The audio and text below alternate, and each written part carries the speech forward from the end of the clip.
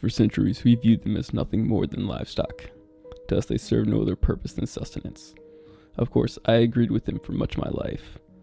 But that one evening, my entire worldview changed.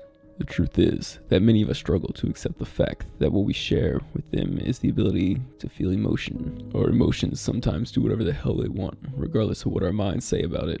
And for the first time in my life, my emotions overpowered my hunger, and I couldn't hold back. For 30 fucking years, me and Misa were together. Just when I was finally beginning to accept that maybe we were wrong about them, she was murdered in cold blood. When we got our revenge, there was a fleeting cathartic moment shared between father and son. We wanted to kill the entire family and everyone in that goddamn town. But I sat back and looked at my son, the only half-breed in known history. If I had told him what my master had told me when I had taken my first victim, I wouldn't just be disrespecting Misa, but I'd be disrespecting the life the two of us brought into this godforsaken world. I looked at my son, dead in his blood-red eyes, and explained to him that his existence was one of a kind, that he represented a bridge between two opposing worlds. I stressed to him how much I envied something that I never thought I'd envy, even though it is at a slower pace than his human counterparts. He was fortunate enough not to be bound by the chains of eternal life like his old man. I've witnessed entire nations rise and fall, technologies come and go, humans fight over meaningless disagreements. However, from their perspective, those disagreements did in fact have meaning. My kind is forced into a prison where we can only observe the world from the shadows. We don't even get to pick what we have for our meals, or even look at ourselves, thus forcing us to grow even more attached and enamored with a world that we couldn't enter even if we wanted. After my son's death, I grew even angrier and lonelier than I did before I met Misa. I tried it with other women, but nothing could quite match the bond that the two of us shared. To this day, she's the only human I found understanding in. I don't know why or how, but that feeling is something I found impossible to recapture with another soul, even with that of my own kind.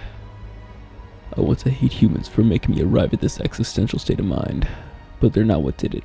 I was the one who finally opened my mind to the intricate creatures we call humanity. I have not harmed another soul since Misa was avenged, thus causing me to resort to living off the blood of animals. While it doesn't taste as good as human blood, I cannot bear to take a human's life or partake in their blood. I've had different hobbies and passions over the years, and after thousands of years of working on them, I've realized their endgame is non-existent. The piano, for example, is enjoyable, but after you truly master it and have written all the songs you want, there's simply nothing else to it. While something such as well-received music is no small feat, all it really does for the world is a temporary emotional connection, a dopamine rush, or background noise. Eventually you stop playing or they stop listening and do something else. I suppose my family and my musical compositions have made my life feel as if it had meaning. But then I ask, what do I do from there? Do I start another family? I couldn't do that if I wanted. Should I try my hand at writing novels? There's another example of a temporary distraction. Life is just an endless cycle of doing things to forge a self-proclaimed meaning. I've thought this to myself thousands of times, hoping to find a flaw in my thinking, and for there to be an objectively factual reason to keep on living. I suppose it's something only the human mind can understand. I always wondered as a kid what the sun looked like.